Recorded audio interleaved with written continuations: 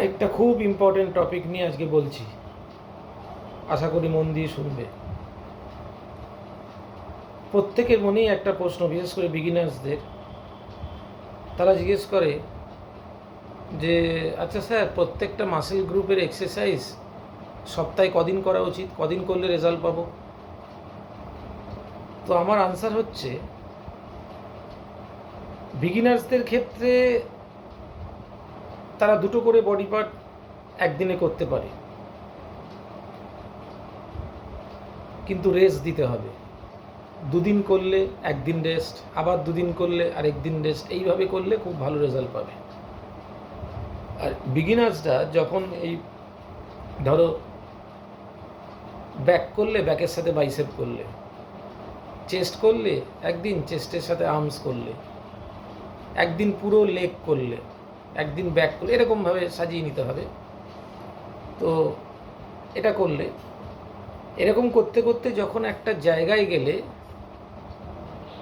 তখন তোমাকে, যখন তুমি নিজের ইমপ্রুভমেন্টটা দেখতে পাবে, যখন বডি ফোকাসড হবে, নিজেই নিজেকে বুঝতে পারবে, তখন তোমাকে সিঙ্গেল বডি পার্ট করলে ভালো হয়।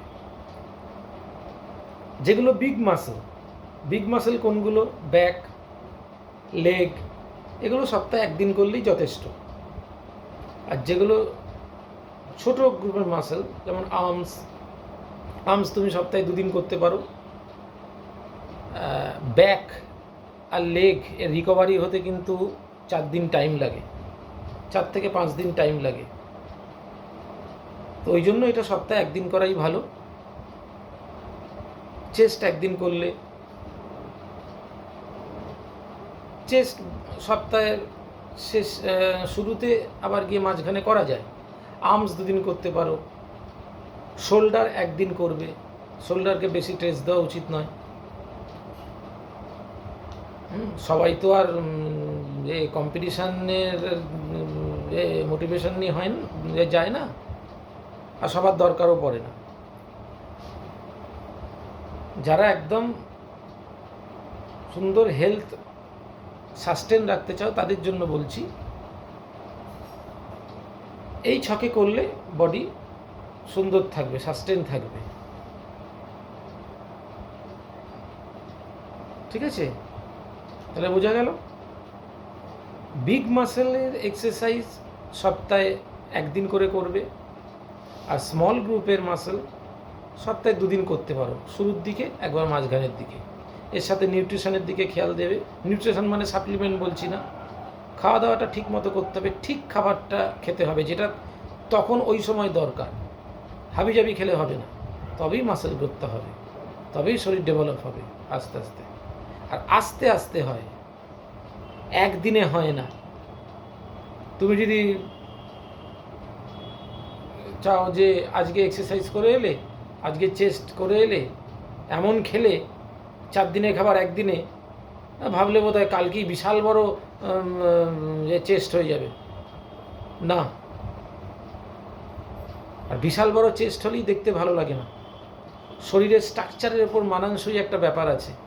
তোমার শরীরের স্ট্রাকচার, হাইট যেরকম হবে, তার সঙ্গে প্রপোর্শনেট ফিগার বানাতে হবে।